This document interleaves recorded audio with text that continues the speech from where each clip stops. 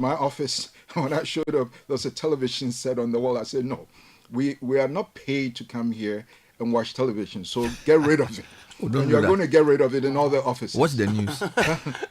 You're not there to watch the news. Sometimes they say, oh, in case something happens, I say nothing will happen. If something happens, we'll all get outside and we'll be okay.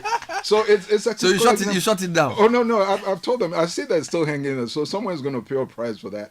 But in fact, for me, the presence of television sets in government offices is the ultimate symbol of a country that's simply not serious.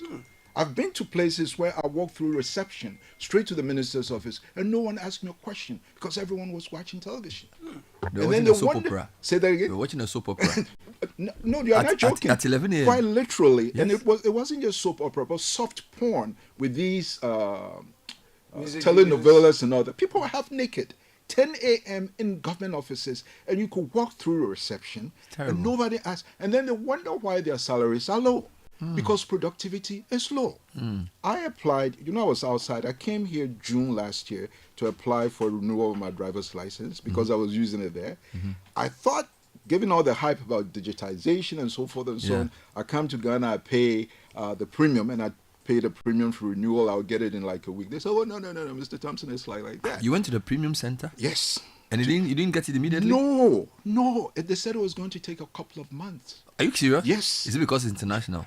No, it was my Ghanaian driver's license, not an international. No international driver's license. No. I was in South Africa with Really? the so I could actually be allowed to use my Ghanaian driver's license. They said it would take a couple of months, so I left all the information behind.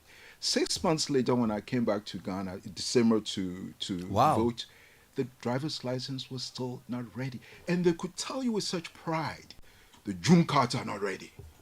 Just like that? Yeah, with some satisfaction. The June cards are not ready. The June cards are not ready. So I'm standing there, I was like, what the hell is going on? 6 months? Meanwhile, they do that in 7 days in other places, 6 months. So I used some Takashibi, and then I went to see the director, and I think in a day or two, I got my card. So 6 months. Only last week, I finally received a text message that my driver's license is ready. So 8 months to do something that other people do in 7 days. What is the cause of such a thing? Is it the lack of proper organization of the workspace? Yes. Is it the public sector culture? Systems. Is it reforms. the way that people are raised at home? Is it the school they go to? What leads to all of that? It's all of that. There's a cultural element, but there's also an organizational element. Again, as I said, it all depends on how you set it up. If you set it up and you enforce it, it will work. And that's what, in a sense, I've started doing in my office. Besides getting rid of television, I told them, listen, when I'm not in the office, turn off the lights. We save money that way. But would that be enough for you at NDPC? Do you not think that... I'm pushing this because... Please do. We've done a big economic summit, which is great. We've discussed what we need to do to fix our problems. Do you not think that somebody like the president should champion some behavioral change around work culture? Or some champion like the Minister for Labor? Yes. Because what you're saying, if you ask most employees, they'll tell you that that's our biggest problem. People are on Facebook during work. Yes. They are not, like somebody comes to the reception and the person like a nuisance. Yes, exactly. They are not really interested. Some are eating fufu.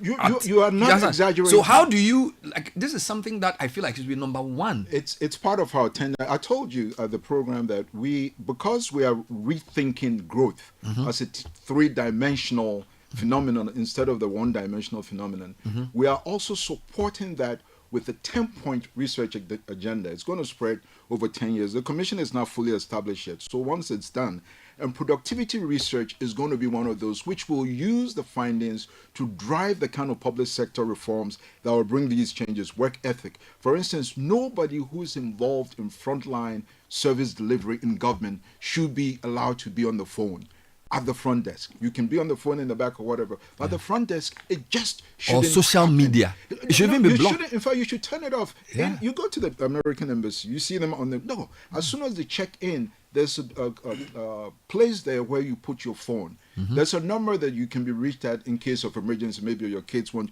But during work hours, there's zero tolerance for doing anything other than that for which you are paid. Now, fortunately, in our current context, the president has also appointed a minister for public sector reforms. We are going to work. I just got her number yesterday, and I'm going to reach out to her. Yeah. But it will require some sort of diagnostics for us to see how come we spend so much money? By my own reckoning, over the past 40 years, we might have received something close to $1 billion in donor assistance in all forms, some of them 200 million, some 300 million for public sector reforms. And yet the impact appears to have been zero.